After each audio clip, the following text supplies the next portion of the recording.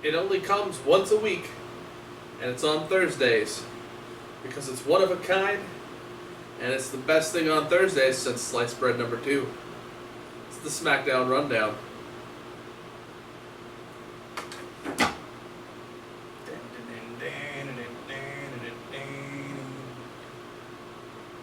Alright. Welcome to Smackdown Rundown, everybody. Smackdown significantly outclassed Raw. Yeah. This is the second time in a couple months this has happened. Because Jericho line assaulted Triple H, the Dudley Boys gave Shawn Michaels the 3D, and Brian Kendrick gave Sabu the sliced bread, number 2. You feel like we're being watched by, like, Harper or something? Maybe. Let's talk about the matches that happened on SmackDown. We had Kane and Sheamus defeat Dean Ambrose in a handicap match. We had Brie Bella defeat Paige. Dolph Ziggler defeated Bo Dallas. Neville defeated Xavier Woods. Kevin Owens defeated Cesaro. And Kane and Sheamus defeated Ambrose and Roman Reigns. So we open up with... Sheamus, the magical duo. Well, we open up with just Sheamus coming out. We'll just call him Shane. It's their celebrity couple name.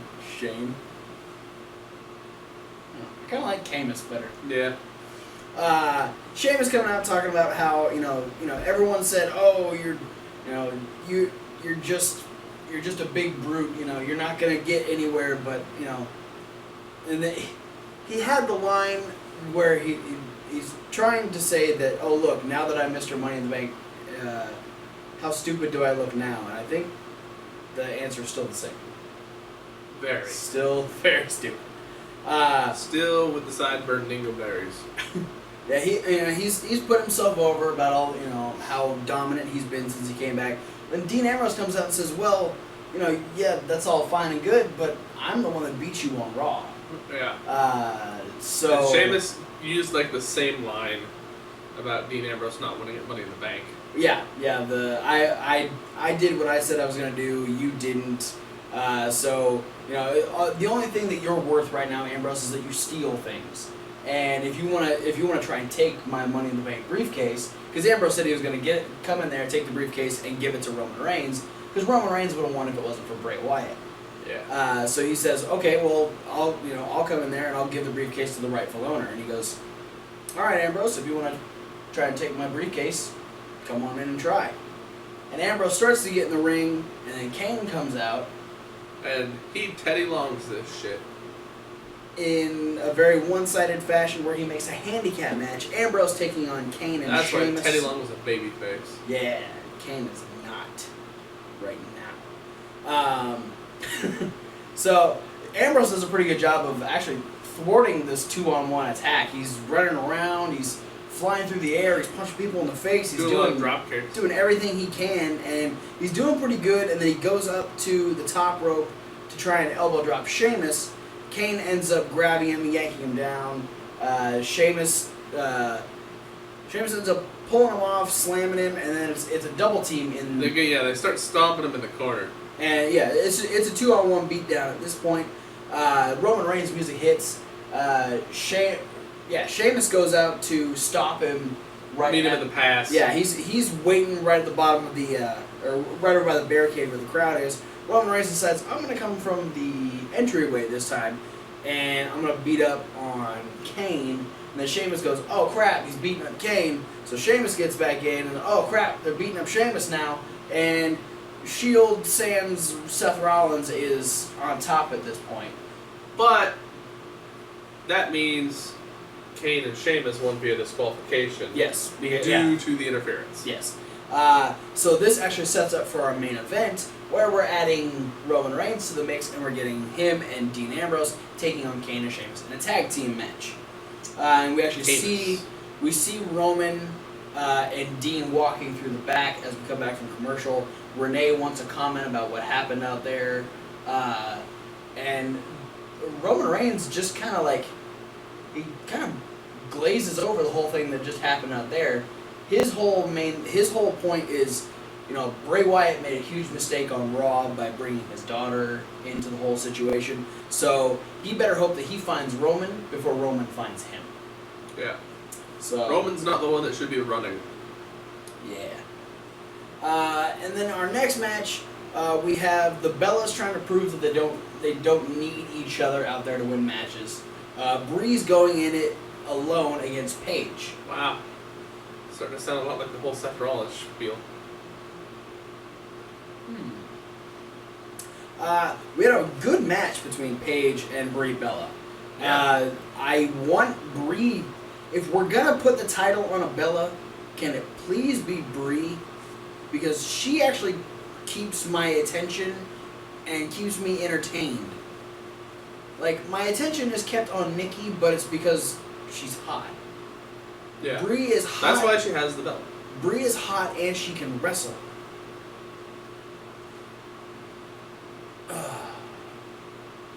Anyway. I'm making the claim right here. Nikki's boobs are why she has the belt. There you go. Boobs don't deserve belts, goddammit. Unless you're Trish Stratus, because you can wrestle with big boobs. Anyway, Yeah. Paige and Brie have a great match. Lots of good heel work by Brie. Paige is really in the driver's seat for the second half of this match. She's making her comeback, and she's climbing to the top rope. Yeah, she's climbing to the top rope. I'm thinking, what is she gonna do to the? Is she gonna do a crossbody? What the fuck is she gonna do? Brie distracts the referee. And not Nikki Bella, but Alicia Fox, of all people. Foxy Bella. Foxy Bella comes out and shoves Paige off, no. Yeah, she pushed her out. Yeah, Pushed her down. yeah, push her off the top rope, and she kind of saunters away, so the ref doesn't realize that she got involved. Paige gets up, gets hit with the yes factor. Brie picks up the win, and we're starting to see people aligning themselves with the Bellas. Yeah. Alicia I think the battle lines have been drawn, and people are picking sides. no one's picking Paige's side yet. No, but we only have one person picking a side so far. Yeah. It's not looking. That's already 3 on one side. It's 3 on 1. It's not looking good for your wife. She better start calling on the cavalry. That's alright. She'll win. You sure? Mm-hmm. Alright. I'm holding you to that. Alright. Alright. We have Kevin Owens talking about what happened on Raw with Machine Gun Kelly, saying that, I've already apologized. It's Via Twitter. It was it got out of hand, and I apologized. But he did touch me first. Exactly. It was self-defense. And so he started. He was trying to molest me. I don't think that's what he said. He was reaching for my no-no zone. Said Kevin Owens. So I reacted the only way I know how. By power Flip him upside down and throw him off the stage. Kevin goes on his usual, tirade of, he's dealing with the whole thing with John Cena and, Machine Gun Kelly, giving a shout out to Cena, blah, blah, blah. He gets interrupted by Cesaro. After stating that there wasn't going to be an NXT Open Challenge. Right. Championship Open Challenge. Yeah, because he's not doing that. He's not doing them as of right now. So there wasn't one on Raw, and there isn't going to be one on SmackDown. But Cesaro's still looking for a match. And he says, "Hey, Kevin Owens, put your money where your fat Muppet beardy mouth is." Nope, but I like putting words in people's mouths. But he did say that if you want a match, you can fight me, and don't worry about it. I touched you first. Oh, snap! Moonsault, Linesault. Actually, that's a headbutt to the groin. That's what that is. Good job, Jericho. I'm just gonna slowly remove Great Khali so you don't see him propping up Jericho. What are you talking about? There's no Great Khali.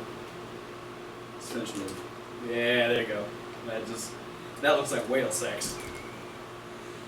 Up next we get Bo Dallas taking on don't dwell on that. Just move on. We had Bo Dallas versus Dolph Ziggler.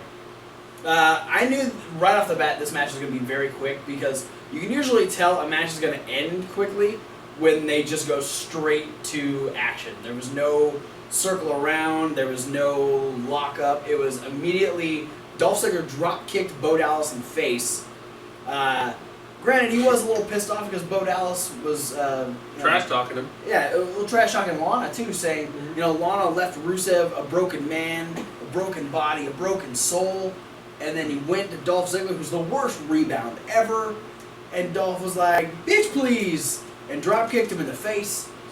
Bo never really had much of an advantage. I mean, he was kind of in the driver's seat at the end, but he goes for a short arm clothesline. Gets ducked, then gets hit with a zigzag, and Dolph Ziggler pins up the win. He pinned him and won. Yep. Up next, we had Neville taking on Xavier Woods. This is stemming from the 6-man tag match we had on Monday Night Raw. There you go. It's a really awkward Balls of Jericho too. He's kneeling on Triple H's That is head. the worst way. That is so fucked up. Anyway, Xavier Woods and Neville are going at it pretty good. This was a good fast-paced match. Xavier Woods starts the match out by stomping on Neville approximately 84 times. Yeah, just. And I was like, shouldn't the ref get him off? But I was like, he was literally right in the middle of the ring, so there was no need to stop him. So just let him go until he stops. He eventually does stop.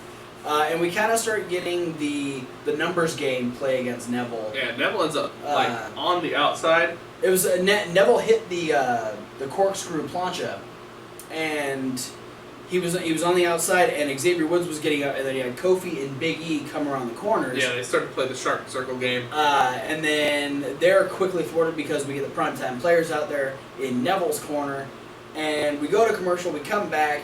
We have a little bit more of Xavier Woods on top, but then we get Neville's comeback.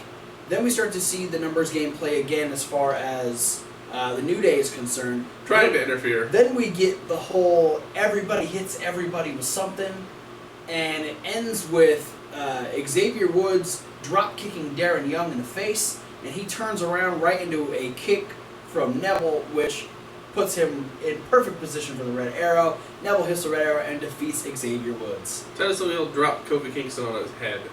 Yeah. Holy shit. Bad Titus. Titus don't care. Bad. No treat for you. Oh. Somebody throw that horse's carrot away. He's still a horse face, damn it. At least he's not Mojo Rawley. Thank God. Can you imagine if there was 2 Mojo Rowleys? I think his brain's melting. Hang on. Kevin, you alright? Seth Rollins came out next. Oh! Sliced bread number 2. That was cool. Seth Rollins is a moron. Yeah. He comes out and talks about how he was really interested to see who he was going to be facing at Battleground, and Brock Lesnar was the last person that he would have guessed that the Authority would pick, because the last time we saw him, he was being suspended after attacking WWE employees, a cameraman, Michael Cole. That commentator's table. Yeah, with JBL and Booker T underneath it. Yeah. JBL had to have surgery. Yeah. Damn it. And Booker T disappeared. Booker T had to get a job as a coach on Tough Enough to pay off all these medical bills. What's a Hall of Famer to do? Hard times, Daddy. Hard times. But then he's like, yeah, so I watched him, the shocking return of the Beast, and he came out here and he circled the ring like a shark, and then that shark got in the ring and he stared me down, and what did he do? He danced at the Katy Perry halftime show at the Super Bowl. No, he did absolutely nothing. And why did he do nothing? Because that's what it's good for. No, because he remembers WrestleMania. You're bad at this game. So it was Smackdown. Nobody's good at this game. Hey, it was better than Raw. It was. So yeah, Seth Rollins, he's so good at being a heel, but I still want to smack him in the face. Like, you've already fucked yourself completely by alienating the Authority, and now you want to poke fun at Brock Lesnar. I think the gist of the promo was, though, is that he realizes that Triple H picked Brock Lesnar to be his opponent in order for Seth Rollins to cement his legacy. Yeah. Because then he beats, he lists all the people that he's already beaten. Yeah, because he's gotten rid of Roman Reigns, Dean Ambrose, Randy Orton. He beat all three of them in one match, even. So he's beaten Ambrose a couple of times. You know, who's left other than Brock Lesnar? Yeah. Because Brock Lesnar, he didn't pin Brock Lesnar at WrestleMania. No, he pinned Roman Reigns. So, all right. So Seth Rollins is cocky. He's getting ready for Battleground. Still got 4 weeks, but he's got to do a lot of CrossFit. Yeah. Then we had Kevin Owens taking on Cesaro. Match of the night. Holy shit! I want to see more of this because on pay-per-view. I don't care where it is. It could be on NXT, SmackDown, Raw, main event. I don't give a fuck. Who knows? We might see it on NXT. Now that Kid's out of action indefinitely. It's true. I think Cesaro would be a great addition to get called back up to NXT. Yeah, it'd be good for him. Yeah, these two just so much athleticism out of these two bigger guys. Like you don't expect it, and when you see it, even if you've seen it before, it's still impressive. Cesaro's springboard corkscrew European uppercut. Yeah. That was fun. Had an extra little turn. He did the Alpamare water slide. Kevin Owens hit the slingshot tornado DDT off the second rope. Oh my god. That was fun. It was so good. It was a thing. The ending was a little wonky. Yeah, we had Cesaro. Cesaro. Cesaro was up on the top rope. Kevin Owens ends up like pulling him down, crouching him on the top rope, and just kind of like shoves him back into the ring. And then gets into the ring and then throws him off the ropes, hits the pop-up powerbomb, and picks up the win. So I mean, not so much wonky, but just lackluster after the whole rest of the match. Yeah, it was definitely the low light of the match. But still, the match itself was great, fun, and I'm excited for more. Oh, Cesaro freaking did a suicide dive. Yeah, and almost somersault tope out of the ring. Almost power drove himself on the floor. Yeah. He wants to get injured and go hang out with Tyson Kidd some more. Well, that's where Natalia is. That's what I'd want to do too. Tyson Kidd did go to Dusty Rhodes' funeral with a neck brace on. Yeah. So he's walking around, which is good. Good for him. Yeah. Then we had Miz at the Movies.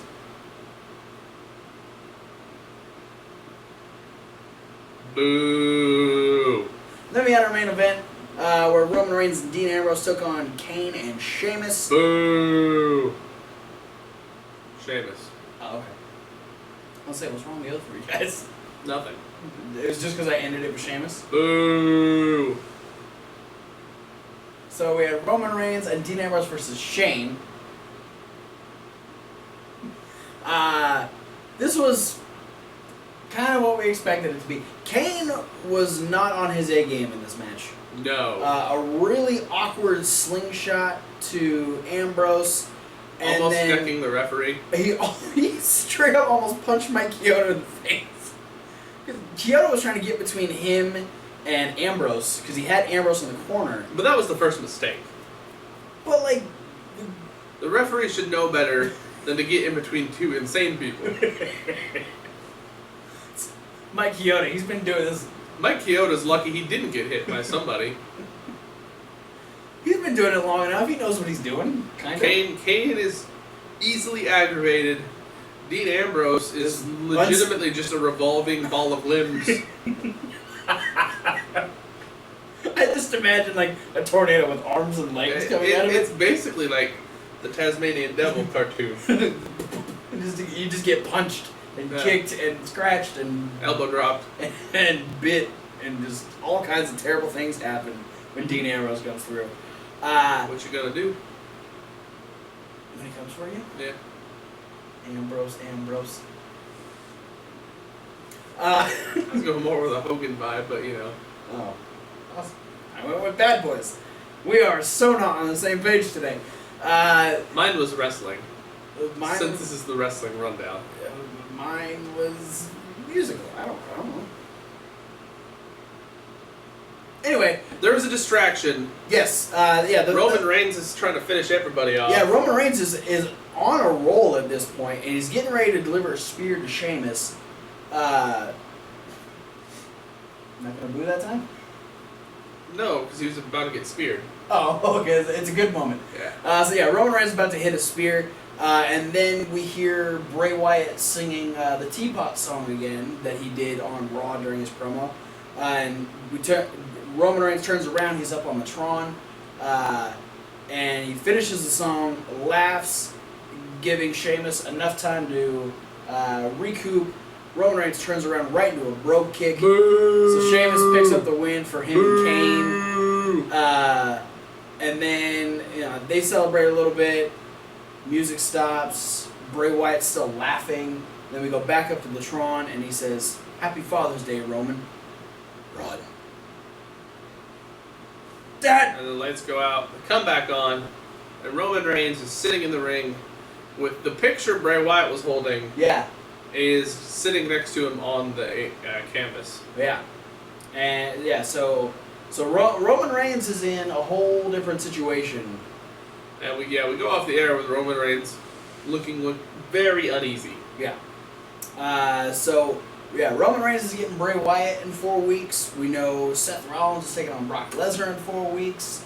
We'll probably get Ambrose versus Kane.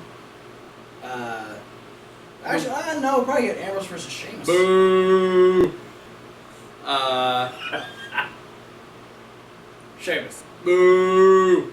So, okay. I think this is a really interesting Sheamus. boo storyline for Roman Reigns because game. We've seen Roman Reigns evolve in the in-ring aspect of everything. Yeah. And if we have to say that the one part of the whole game that Roman Reigns is the weakest on is the mic work. Yeah.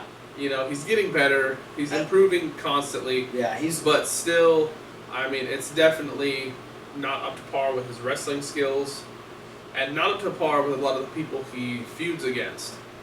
So this storyline in particular, I feel, is really driven towards being a story-based feud, as opposed to the fighting and the wrestling, and this is really the chance for Roman Reigns to go up to the next level, speaking skills wise. Yeah, and to see if he can convey the story of just other than I want to go for the title. Yeah, and granted, we've seen some throwaway stuff as far as Bray Wyatt's concerned, but he's always top notch with his promos.